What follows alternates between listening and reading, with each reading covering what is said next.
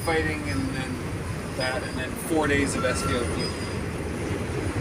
So we're starting on the Assiniboine River. This is 1,070 kilometers of river that starts up in close to Yorkton, Saskatchewan. Yeah, it's called Priestville, Saskatchewan. Comes to an end behind us, but it flows in. Wow, I like it here.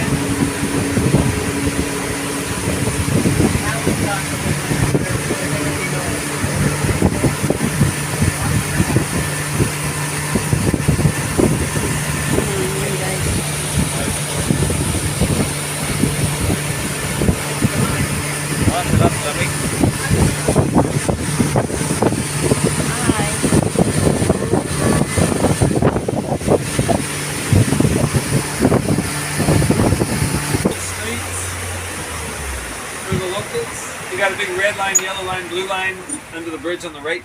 The blue line with the waves indicates the normal spring melt water level of the river. It's very normal for this river to hit the blue line every spring when all the snow and ice melt from the west to here, and it's all got to get to the Red River. Wow. So up to the blue line it goes. It stays there till early to mid-May every season. So did you hit that this year? Oh yeah. You did? Yeah. So the walking paths are all closed then? Yeah.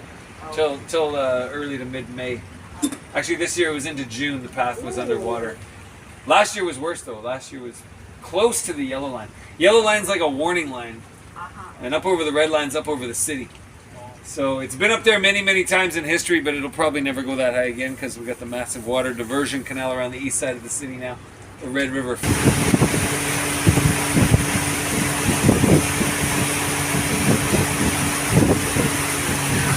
Made from massive amounts of Tyndall stone, which is a limestone specific to these rock quarries that are an hour north of the city that formed under the massive glacier that used to cover most of what is now Manitoba.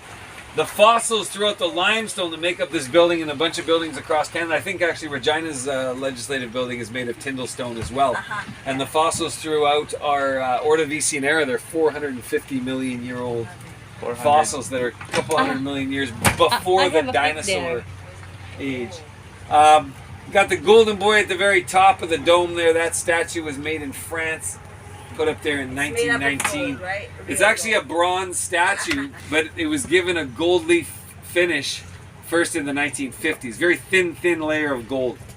I grew up though with a very tarnished and dull kind of greenish boy, and I thought he was this big my whole life. I know I'm not the only one. They pulled him down in early existence. The founding father of the province of Manitoba. He was leader of the Métis Nation back when the Hudson's Bay Fur Trading Company was weakening the position of the Hudson's Bay to get them to sell all the land to Canada, who then would just push their boundaries out into the west in a big land grab with none of the generations and generations that were living out here being consulted at all about this trade. Built 1910, guys. Up on the left is a massive, very busy railway shipping yard in the late 1800s, early 1900s.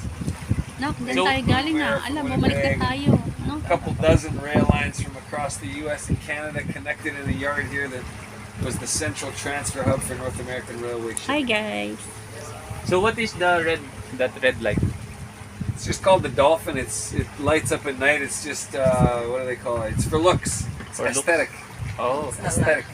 Aesthetic. Kind of like dolphin. hints at being a lighthouse, but it's not a lighthouse by any stretch. There's no fog here, and there's really no boats coming around here at night. So, but the rail yard went about a kilometer away from us. It was the central transfer hub for North American railway shipping in that late 1800s, early 1900s boom era, lined with dozens and dozens of brick buildings. Companies back in the day. They had over 100 horses living in those. In 1738, setting up Fort Rouge to my right here on South Point, this chunk of land here, that kicked off the big fur trade era of the Northwest. But the meeting of the two rivers had already been used for thousands and thousands of years as a meeting place by different indigenous nations from all corners of the continent, bringing regional goods with them and trading with each other at the meeting of these two rivers. Massive Canadian museum right here on the right, up on the left.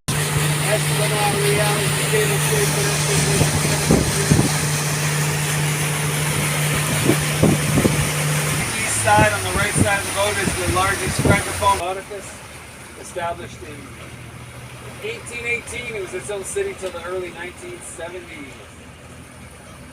Esplanade Real walks into the commercial district of St. Boniface. When you're on the symbols tying in the different cultures of the Red River settlement era. Does Esplanade mean something? The word esplanade, actually. I think it's the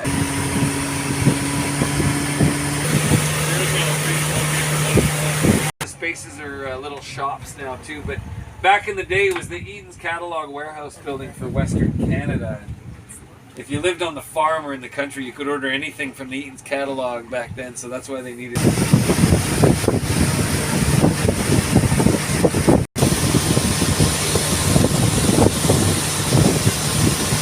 As big as Alexander Dock.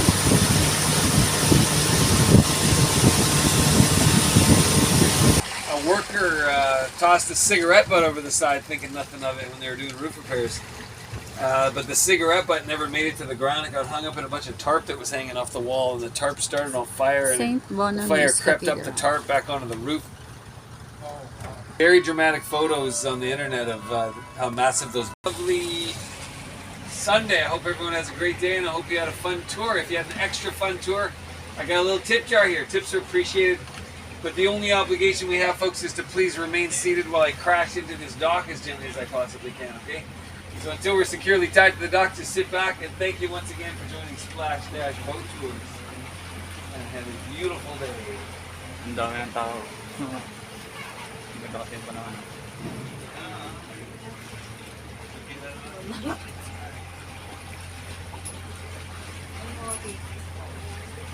Tao, naghihintay. May puno na yan. Ako na ako. Yes, indeed. Yan. Card. Do you accept card? Yeah, I guess July and August it almost always gets to the point Hindi where na open. we're leaving every 5 minutes. Thank you guys. No, he's moving. See you. Thank you guys. Guys, oh, ang haba ng pila, oh. Ang dami rin pala sumasakay. Wow. Ito, oh, wini-welcome kami ng mga goose. Hi, goose. Hi, gooses. Tingnan natin yung mga itlog niyan. Baka nagkalat ang itlog niyan dyan. Do not feed birds on the walkway. Baka buling ka niya, no? Oh my gosh. Yung tayo nila nagkalat, oh. Ay, naku, baka makapakan ng tayo na. It's only between you and God. Ang asawa ko naman, ano siya, kay Brother Ellie Soriano.